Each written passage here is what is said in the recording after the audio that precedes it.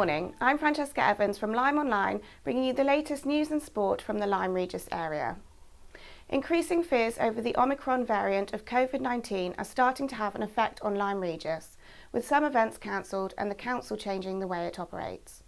Plan B measures to tackle the spread of the virus were passed in the House of Commons this week as cases started to soar, despite a Tory rebellion that included West Dorset MP Chris Loder. While Mr Loder voted in favour of making face masks mandatory once again in enclosed and crowded spaces, he voted against mandatory vaccinations for NHS and healthcare workers and the so-called COVID passports having to be shown at larger venues and events. The West Dorset MP expressed concerns that these regulations would create a two-tier society and said there were several reasons why some people, including NHS and healthcare workers, felt unable to get the vaccine. Cases of COVID-19 are starting to increase again in the Lyme Regis, Charmouth and Marshwood Vale area, with 41 confirmed cases in the 7-day period up until December 11th, an increase of 14 on the previous week. This puts the infection rate per 100,000 people at 565, above the national average of 514.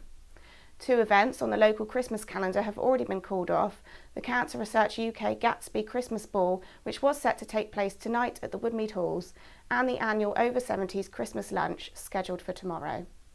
Town councillors have agreed that committee meetings will be held virtually again after the Christmas break, with only full council meetings face-to-face in the larger venue of the Baptist Church Hall. The council's office staff have also started working from home in line with government guidelines. In the meantime, Dorset is ramping up its vaccination programme to offer all over 18s the booster jab in time for Christmas. Full details on vaccinations can be found on the LymeOnline website. After months of infighting, a Lyme Regis town councillor ended the year by walking out of a meeting on Wednesday night. Councillor Michaela Ellis walked out of the council chamber after a number of questions about the operation of local community interest company Lyme Forward were raised by Councillor Belinda Borden. Councillor Borden said much of the council's recent bad behaviour had stemmed from Lyme Forward being adopted as a political weapon, and she was sick of bullying, intimidation, malicious allegations and veiled threats being made against her. Councillor Ellis, who is the council's representative on Lyme Forward, said Councillor Borden had a vendetta against the organisation and her behaviour was disgusting, before walking out of the meeting. Despite continuous calls for members to improve their behaviour over the past 6 months, the Mayor of Lyme Regis has said it had been a successful year for the council and they had achieved some remarkable things under very difficult circumstances. He closed the meeting by wishing all residents a happy Christmas and said he hoped life could return to some sort of normality in the new year. Plans to celebrate the Queen's Platinum Jubilee in Lyme Regis at a cost of £20,000 have been revealed. The Town Council this week approved plans for the celebrations in June 2022, which will mark the Queen's 70 years on the throne. Councillors set aside a budget of £20,000 for the once-in-a-lifetime event, which they said would create a memorable legacy for the council. The highlight of the extended bank holiday weekend will be a concert by the BBC Big Band Orchestra on a stage to be erected on the beach, followed by a fireworks display. There will also be a torchlight procession, community picnic, and the weekend will coincide with the Jazz Jurassica Festival, which is planning a full programme of live music events. The Town Council's Environment Committee will also be discussing taking part in the Queen's Green Canopy Scheme, a UK-wide tree planting initiative for the Jubilee. Father Christmas brought joy to children and grown-ups alike this week as he toured Lyme Regis, Up Lyme and Charmouth on his charity sleigh, raising more than £1,400 for the Woodruff School Wellbeing Project. Now in its 20th year, the Lyme Regis Charity Santa Sleigh is organised by the Causley family of local taxi firm Causley Cabs and has raised tens of thousands of pounds for local and national charities over the years. This year, the funds will go towards this new project at the Woodruff School, set up during the pandemic to support the mental health and well-being of students and bringing in experts and counselling where needed. Organiser Neville Causley has thanked all those who supported the sleigh.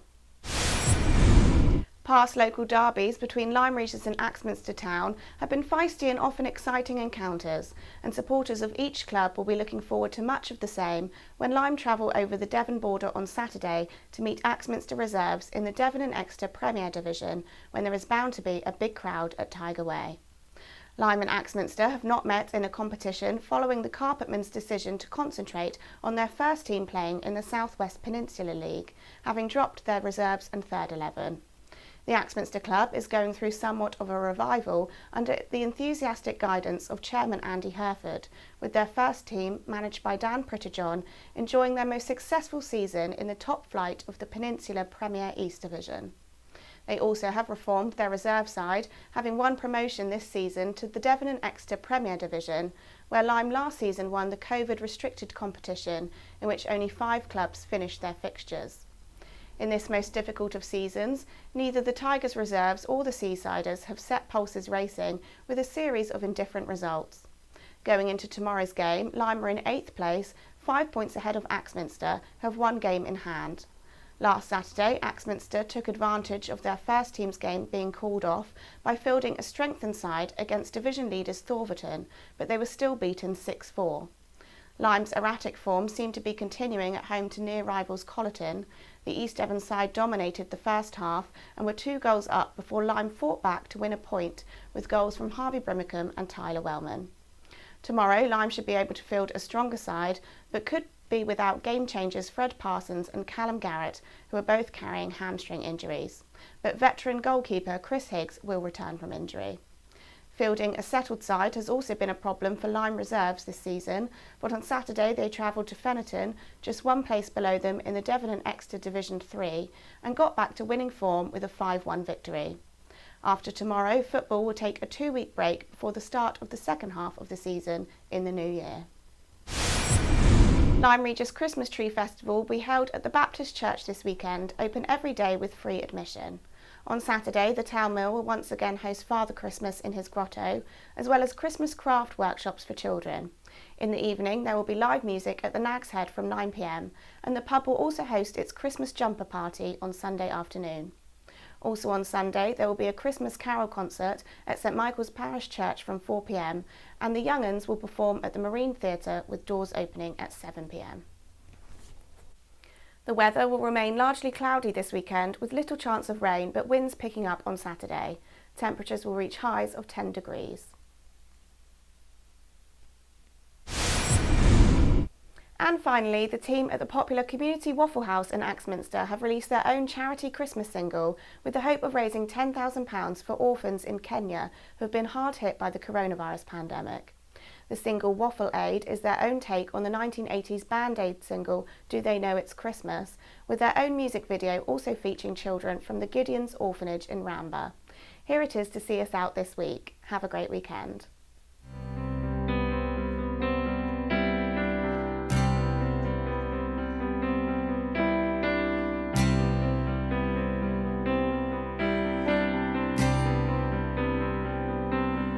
It's Christmas time, there's no need to be afraid. This Christmas time, they're calling out, so we're sending aid. And in our